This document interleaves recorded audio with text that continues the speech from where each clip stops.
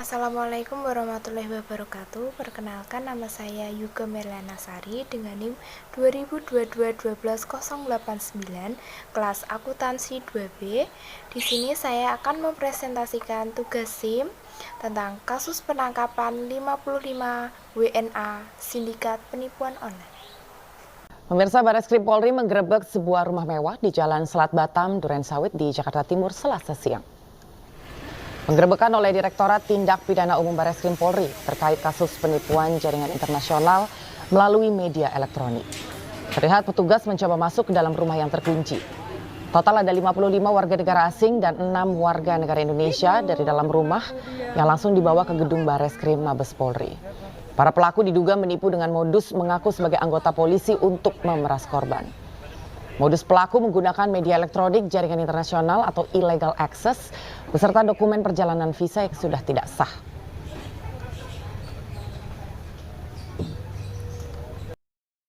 Berita: Barreskrim Polri melakukan penangkapan sejumlah 55 WNA anggota sindikat internasional penipuan online yang beroperasi di Indonesia yang berada di wilayah DKI Jakarta. Direktur Tindak Pidana Umum Barreskrim Brigadir Jenderal Juhandani Raharjo mengatakan, awalnya bermula mendapatkan informasi aktivitas mencurigakan di suatu tempat. Kemudian, jajaran di Tipidum melakukan penyelidikan terhadap 3 lokasi berbeda yang berada di Jakarta. 3 lokasi tersebut diantaranya Kecamatan Durensawit, Jakarta Timur, Pasar Minggu, Kebayoran Baru, dan Jakarta Selatan. Pelaku diduga telah menempati wilayah Jakarta Selatan selama beberapa bulan terakhir. Pihak kepolisian melakukan penyamaran pada tanggal 4 April 2023 untuk melakukan penangkapan kepada pelaku. Informasi yang didapat bahwa WNA tersebut dominan merupakan warga negara Cina. Para pelaku tersebut beraksi dengan berbagai modus yang telah dibuatnya. Salah satu modus yang sering kali dilakukan yaitu menipu para korban dengan mengaku sebagai anggota kepolisian dengan mengirimkan sebuah chat melalui WhatsApp. Setelah itu, para tersangka meminta tebusan. Pengakuan sebagai anggota kepolisian tersebut dikatakan oleh pelaku ketika sedang beraksi memangsa korban melalui call center, di mana mereka mencari nomor handphone dan identitas korban. Kemudian, pelaku mulai menawarkan berbagai barang elektronik kepada korban hingga akhirnya terciptalah transaksi jual beli. Tetapi setelah selesai transaksi dan korban melakukan pembayaran, pelaku tidak mengirimkan barang-barang yang telah dibeli korban. Para tersangka juga meminta agar para korban dapat langsung mengirimkan uang tebusan tersebut dan memerasnya menggunakan media elektronik, jaringan internasional atau illegal access. Pertanyaan 1. Termasuk ke dalam dimensi moral apakah permasalahan isu sosial dan etika dalam sistem informasi yang Anda temukan? Jelaskan. Kasus penipuan online yang saya temukan ini termasuk ke dalam dimensi akuntabilitas dan pengendalian. Mengapa kasus ini termasuk ke dalam dimensi moral tersebut?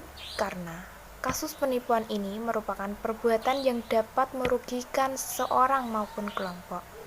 Dalam kasus ini, pihak yang dirugikan yaitu orang sebagai korban yang telah terperangkap dalam modus pelaku. Atas perbuatan yang dilakukan oleh pelaku, maka harus dilakukan pertanggungjawaban sesuai dengan undang-undang yang telah berlaku. Dalam kasus ini, pasal yang dilanggar berupa Undang-Undang Nomor 11 Tahun 2008 sebagaimana telah diubah menjadi Undang-Undang Nomor 19 Tahun 2016 tentang Informasi dan Transaksi Elektronik. Yang kedua yaitu Undang-Undang Nomor 6 Tahun 2011 tentang Keimigrasian Pasal 8 Ayat 1 dan 2 yang berbunyi 1. Setiap orang yang masuk atau keluar wilayah Indonesia wajib memiliki dokumen perjalanan yang sah dan masih berlaku. Yang kedua, setiap orang asing yang masuk wilayah Indonesia wajib memiliki visa yang sah dan masih berlaku, kecuali ditentukan lain berdasarkan undang-undang ini dan perjanjian internasional. Yang ketiga yaitu pasal 387 KUHP yang menyebutkan barang siapa dengan maksud hendak menguntungkan diri sendiri atau orang lain dengan melawan hak, baik dengan memakai nama palsu atau keadaan palsu, baik dengan akal tipu muslihat maupun dengan karangan perkataan-perkataan bohong, membujuk orang supaya memberikan sesuatu barang, membuat utang atau menghapuskan piutang, dihukum karena penipuan dengan hukuman penjara selama-lamanya 4 tahun. Hal yang perlu dilakukan agar terhindar dari penipuan online yaitu 1. Teliti sebelum mengklik. Penipu sering memberi pesan yang memancing rasa penasaran atau rasa menggiurkan yang membuat kesan mendesak supaya korban tidak sempat meneliti isi pesan yang dikirimkan oleh pelaku kejahatan. Akibatnya, korban seringkali langsung mengklik tautan tersebut tanpa pikir panjang.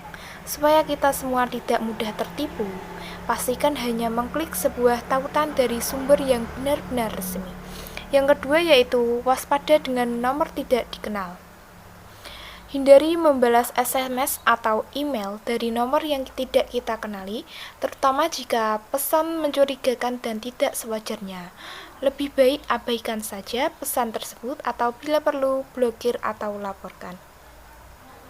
Yang ketiga yaitu jangan membagikan PIN sembarangan. Jangan pernah memberikan informasi penting seperti detail akun Anda, kata sandi, nomor PIN atau password kepada siapapun apalagi mengunggahnya ke media sosial. Hal itu dapat menyebabkan kesalahan fatal dan merugikan diri kita sendiri. Yang keempat yaitu memilih metode pembayaran yang aman.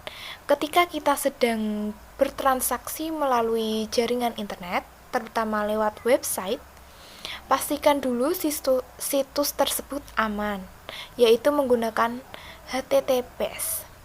Biasanya situs yang menggunakan kode tersebut merupakan situs yang ditandai dengan adanya tanda gembok. Yang kelima yaitu jangan sembarangan memberikan sandi email. Sandi email atau password email merupakan hal yang sangat penting bagi seseorang. Bila kita sembarangan memberikan sandi email kepada orang, maka data yang ada di dalam perangkat kita bisa diakses dengan mudah oleh orang yang sudah mengerti kode sandi email tersebut. Apalagi jika tidak sengaja bertemu dengan pelaku kejahatan, maka email kita bisa disalahgunakan oleh oknum tersebut.